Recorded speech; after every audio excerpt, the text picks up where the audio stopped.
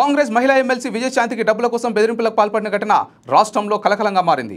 తాను అడిగినంత డబ్బులు ఇవ్వాలని లేదంటే ఆమె అంతు చూస్తానని చంద్రకిరణ్ రెడ్డి అనే వ్యక్తి విజయశాంతికి మెసేజ్లు పంపాడు. దీంతో అప్రమత్తమైన విజయశాంతి ఆమె భర్త పోలీసులను ఆశ్రయించారు. డబ్బుల కోసం తనను బెదిరించిన వ్యక్తిపై బంజారాహిల్స్ పోలీసులకు ఫిర్యాదు చేశారు. కేసు నమోదు చేసుకున్న పోలీసులు బెదిరింపులకు పాల్పడిన వ్యక్తిపై దర్యాప్తు ప్రారంభించారు. అయితే ఎమ్మెల్సీకి బెదిరింపు మెసేజ్ చేసిన వ్యక్తి గతంలో విజయశాంతి సోషల్ మీడియా పేజీలను మెయింటైన్ చేసేవాడు.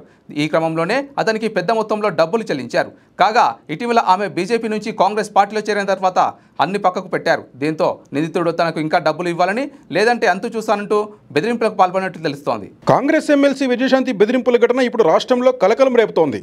కసి తీరేంత వరకు అతి దారుణంగా చంపేస్తానంటూ ఎమ్మెల్సీ విజయశాంతి భర్తను ఓ వ్యక్తి బెదిరించాడు. దాంతో అతడిపై బంజారాహిల్స్ పోలీసులు కేసు నమోదు చేశారు. విజయశాంతి భర్త ఎం శ్రీనివాస్ ప్రసాద్కి 4 ఏళ్ల క్రితం చంద్రకిరణ్ రెడ్డి అనే వ్యక్తి పరిచయం అయ్యాడు. తాను సోషల్ మీడియాలో ప్రమోషన్ చేస్తానని చంద్రకిరణ్ రెడ్డి చెప్పుకున్నాడు.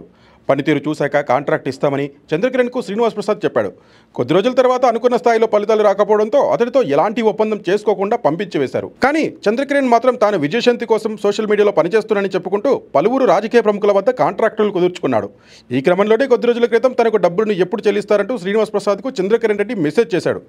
ఎటువంటి ఒప్పందం లేకుండానే చంద్రకిరణ్ డబ్బులు అడగడంతో ఇంటికి వచ్చి మాట్లాడాలని శ్రీనివాస్ ప్రసాద్ మెసేజ్లో సూచించగా అతడు రాలేదు.